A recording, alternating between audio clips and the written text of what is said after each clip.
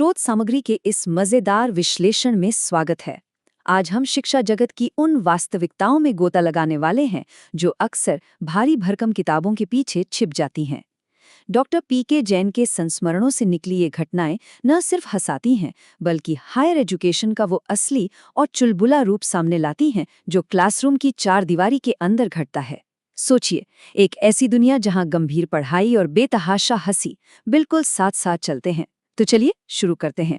शुरुआत करते हैं राजस्थान विश्वविद्यालय के एक बड़े ही कमाल के किस्से से। हुआ यूं कि एक बार एक प्रोफेसर साहब क्लास में पूरे 10 मिनट लेट पहुंचे। जब छात्रों ने कारण पूछा तो प्रोफेसर साहब ने बड़ी ही मासूमियत से कहा कि उनकी घड़ी 10 मिनट पीछे चल रही है। बस इतना सुनना था कि एक छात्र ने तुरंत ये सवाल दाग दिया, अगर आपकी घड़ी बंद हो जाए तो क्या आप क्लास में बिल्कुल नहीं आएंगे?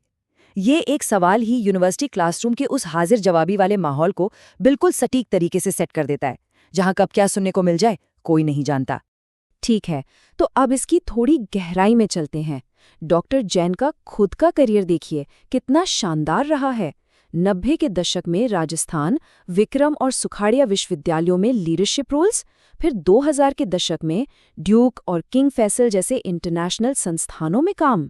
इतना ही नहीं, ओएनजीसी, एलआईसी, रेलवे और यहाँ तक कि 20 सालों तक पुलिस अधिकारियों को भी ट्रेनिंग दी। लेकिन मजे की बात क्या है, इंसान का रिज्यूमे चाहे कितना भी भारी भरकम क्यों ना हो, क्लासरूम की वो हास्यपूर्ण स्थितियां बड़े से बड़े दिग्गज को भी नहीं छोड़ती। अध्याय 1, छात्रों का अप्रत्याशित तर्क। पढ़ाने वाले अक्सर इस बात से हैरान रह जाते हैं कि छात्रों का दिमाग आखिर चलता कैसे है। इसका एक बेहतरीन उदाहरण एमकॉम फाइनल की एक पार्टी का है, जहां एक छात्र के ठीक 58% अंक आए थे। जब प्रोफेसर ने उससे कहा कि भाई थोड़ी और मेहनत कर लेते तो फर्स्ट डिवीजन आ जाती, तो उस छात्र का जवाब सुनिए। वो पूरे कॉन्फिडेंस से कहता है कि उसकी तो फर्स्ट डिवीजन ही बनती, बस गलती से कुछ क्लासेस अटेंड कर ली इसलिए कंफ्यूजन हो गया। मतलब अकादमिक तर्क का एकदम उल्टा रूप। पढ़ाई करने से नंबर कम हो गए। इस तरह के उल्टे लॉजिक क्लासरूम के माहौल में जो गजब का ह्यूमर पैदा करते हैं, उसका कोई मुकाबला नहीं है। इसी तरह मोहनलाल सुखाड़िया विश्वविद्यालय के एमबीए क्लास का एक और किस्सा बड़ा ही दिलचस्प है। 2 छात्र क्लास में लेट पहुंचे तो प्रोफेसर ने सजा के तौर पर उन्हें बाहर कर दिया और कहा कि जाकर लाइब्रेरी में बैठे।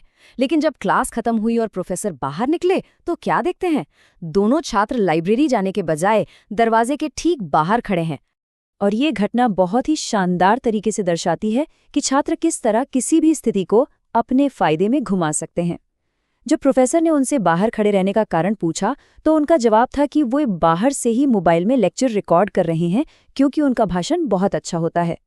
ये है छात्रों की प्रेजेंस ऑफ माइंड और मक्खन लगाने की वो अद्भुत कला जो यूनिवर्सिटी के माहौल को इतना खास बनाती है। उज्जैन के विक्रम विश्वविद्यालय की ये घटना तो सिटिंग अरेंजमेंट को लेकर ही एक मजेदार सवाल खड़ी कर देती है। एमबीए की एक क्लास चल रही थी, सारे लड़के दाईं ओर बैठे थे और सारी लड़कियां बाईं ओर। बीच लेक्चर में प्रोफेसर ने पूछा कि क्या किसी का कोई सवाल है। इस पर एक लड़का खड़ा हुआ और अपनी एक बहुत ही गंभीर समस्या बताई। उसकी शिकायत थी कि प्रोफेसर साहब सिर्फ बाईं ओर देखकर खूबसूरत चेहरों को पढ़ा रहे हैं और दाईं ओर बैठे उन गरीब लड़कों की तरफ तो देख ही नहीं रहे। सच में क्लासरूम एक ऐसा अरीना है जहां कब कौन सा मुद्दा उठ जाए कोई नहीं कह सकता। हालांकि सारा वक्त सिर्फ मस्ती मजाक नहीं होता। 4 महीने के एक विजिटिंग प्रोफेसर कार्यकाल के दौरान एक ऐसे छात्र का किस्सा सामने आता है जिसे बाकी लोग परेशान करने वाला मानते थे, लेकिन वो छात्र कई दिनों तक बिल्कुल चुपचाप बैठा रहा। जब उससे पूछा गया कि उसकी इमेज इतनी खराब क्यों है, तो उसका जवाब बिल्कुल अलग था। उसने कहा कि वो सिर्फ एक कागज की डिग्री के लिए नहीं, बल्कि असली ज्ञान के लिए वहां आया है। ये सीधा सा जवाब याद दिलाता है कि सारी शरारतों के बीच असली और गहरी सीखने की भूख भी उसी क्लासरूम में पल रही होती है। अध्याय 2, प्रशासन की वास्तविकताएं। अब क्लासरूम की इस मस्ती से थोड़ा बाहर निकलते हैं और एडमिनिस्ट्रेशन की उन नौकरशाही वाली स्थितियों पर नजर डालते हैं। ये चीजें बाहर से भले ही बहुत सख्त और गंभीर लगती हों, लेकिन अंदर से अक्सर किसी कॉमेडी फिल्म की स्क्रिप्ट से कम नहीं होती। दिल्ली के पास एक प्राइवेट यूनिवर्सिटी में नैक की टीम का दौरा होने वाला था। पूरा प्रशासन ए या बी ग्रेड की टेंशन में था। तभी एक छात्र ने एकदम पॉइंट ब्लैंक सवाल पूछ लिया, उसने प्रोफेसर से पूछा कि अगर इस यूनिवर्सिटी को ए ग्रेड मिल भी जाए तो क्या वे अपने खुद के बच्चे का एडमिशन यहाँ करवाएंगे। ये सवाल सीधा इस बात पर चोट करता है कि कागजी ग्रेडिंग से कहीं ज्यादा अहमियत जनता के असली विश्वास की होती है। कई बार छात्र उन सच्चाइयों का आईना दिखा देते हैं जिन्हें प्रशासन फाइलों के नीचे दबाने की कोशिश करता है।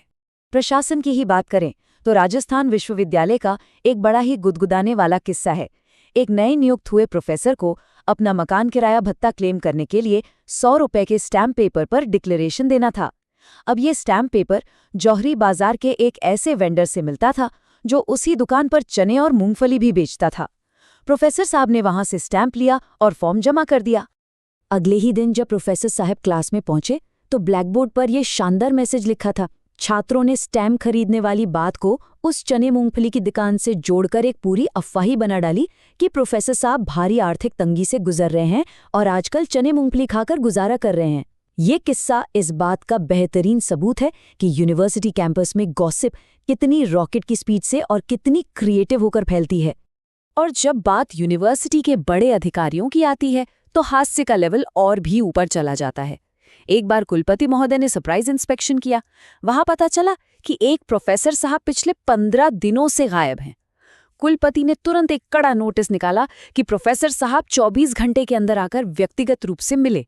लेकिन सबसे मजेदार बात यह हुई कि प्रोफेसर साहब पूरे 3 दिन बाद दर्शन देने पहुंचे। अब जब वो प्रोफेसर 3 दिन बाद पहुंचे और उन्होंने अपनी सफाई में कहा कि उन्हें दस्त लग गए थे, तो कुलपति का ये सवाल सामने आया, बिल्कुल सीधा और एकदम हाजिर जवाब। ये दिखाता है कि बड़े प्रशासनिक पदों पर बैठे लोग भी बहानेबाजी को बहुत अच्छे से पकड़ना जानते हैं और कभी-कभी ऐसे करारे जवाब देते हैं जो हमेशा के लिए याद रह जाते हैं। अध्याय 3, भाषा के फेर। प्रशासन के झमेलों से आगे बढ़ते हुए अब उस पहलू को देखते हैं जहां भाषा की एक छोटी सी स्लिप कैसे जिंदगी भर का मजाक बन जाती है। कभी कभी अंग्रेजी भाषा का गलत उच्चारण ऐसी सिचुएशंस बना देता है जो हंसी तो लाती हैं लेकिन साथ ही किसी को गहरी ठेस भी पहुंचा सकती हैं। इसका एक बहुत ही क्लासिक उदाहरण है। एक प्रोफेसर साहब का अंग्रेजी में हाथ थोड़ा तंग था। उन्होंने क्लास में अंग्रेजी के शब्द शुड को गलती से शुल्ड बोल दिया। बस फिर क्या था, पूरे कॉलेज में उनका नाम ही शुल्ड सर पड़ गया। ये सुनने में भले ही एक आम कॉलेज प्रैंक लगे, लेकिन ये एक बहुत गंभीर रिमाइंडर भी है कि शब्दों का वजन कितना भारी होता है। ये मजाक उस प्रोफेसर को अंदर तक इतना चुभ गया कि उन्होंने कुछ समय बाद उस यूनिवर्सिटी को ही अलविदा कह दिया। भाषा से ही जुड़ी एक और बड़ी अजीबोगरीब भूल एक हाई स्टेक्स इंस्पेक्शन के दौरान हुई। एक बहुत ही महत्वपूर्ण टीम यूनिवर्सिटी का दौरा कर रही थी, जिसमें एक महिला सदस्य भी शामिल थी। इस टीम को पूरा कैंपस घुमाने की जिम्मेदारी एक ऐसे प्रोफेसर को मिल गई जिनकी अंग्रेजी पर पकड़ थोड़ी कमजोर थी। पूरा टूर खत्म होने के बाद जो वाकया हुआ वो किसी सिटकॉम के क्लाइमैक्स जैसा था। अब इस स्लाइड के बारे में जो सबसे दिलचस्प बात है वो ये कि प्रोफेसर साहब असल में बहुत ही अदब से पूछना चाहते थे, शुड वी प्रोसीड नाउ, यानी क्या अब हम आगे बढ़े, लेकिन नर्वसनेस या भाषा की कमजोरी के चलते उनके मुंह से निकल गया, शुड वी प्रोड्यूस नाउ। अब जरा सोचिए, एक महिला सदस्य वाली उस इंस्पेक्शन टीम के सामने ये वाक्य कैसी असहज और हास्यास्पद स्थिति पैदा कर गया होगा, इसका बस अंदाजा ही लगाया जा सकता है। अध्याय 4, यौवन का स्रोत। सोर्स मटेरियल से निकली इन तमाम खट्टी मीठी और हास्यपूर्ण कहानियों के बाद अब एक बहुत ही गहरे निष्कर्ष पर पहुंचते हैं। अक्सर ध्यान दिया गया है कि यूनिवर्सिटी के प्रोफेसर्स पर उम्र का असर बहुत कम दिखाई देता है। आखिर इसका राज क्या है? शिक्षा जगत को यौवन का स्रोत यानी फाउंटेन ऑफ यूथ क्यों कहा जाता है? एक शिक्षक की उस बेहतरीन युवा ऊर्जा का राज इन चंद बातों में छिपा है। पहला, इस प्रोफेशन में किसी तरह की कोई तानाशाही नहीं होती। दूसरा और सबसे बड़ा कारण है हर दिन नए खून यानी युवा और एनर्जेटिक छात्रों के साथ बातचीत करना। जब कोई हर दिन युवाओं के साथ उठता बैठता है, उनके साथ गाता नाचता है, मजाक करता है और भारी भरकम विषयों में भी हंसी खोज लेता है, तो निगेटिविटी अपने आप दूर भाग जाती है। यही वो असली वजह है जो एक शिक्षक को हमेशा जवान और जीवंत बनाए रखती है। चलिए आगे बढ़ते हैं और देखते हैं कि ये कैसे बिल्डअप होता है। इसे हम प्रकृति मैडम फिनोमिनन कह सकते हैं। एमबीए की पहली क्लास चल रही थी। जब छात्रों से पूछा गया कि उन्होंने इस कॉलेज में एडमिशन क्यों लिया, तो 70 में से 60 छात्रों ने बिना झिझक के कहा कि उन्होंने सिर्फ प्रकृति मैडम को देखकर एडमिशन लिया है। एक लड़के ने तो अति उत्साह में यहाँ तक कह दिया कि मैडम ने उसे अपना मोबाइल नंबर भी दिया है। और फिर प्रोफेसर साहब ने हंसते हुए वो मास्टर स्ट्रोक खेला। उन्होंने बताया कि प्रकृति मैडम का एक 11 साल का बेटा भी है। सोचिए, उस वक्त उस छात्र का उतरा हुआ चेहरा कैसा दिखा होगा। ये जो मासूमियत और रोजमर्रा का हंसी मजाक है ना, यही वो असल यौवन का स्रोत है। और ये आखिरी सवाल गहराई से सोचने पर मजबूर कर देता है। एकेडमिक दुनिया सिर्फ किताबों, ग्रेड्स और एडमिनिस्ट्रेशन के इर्द गिर्द नहीं घूमती।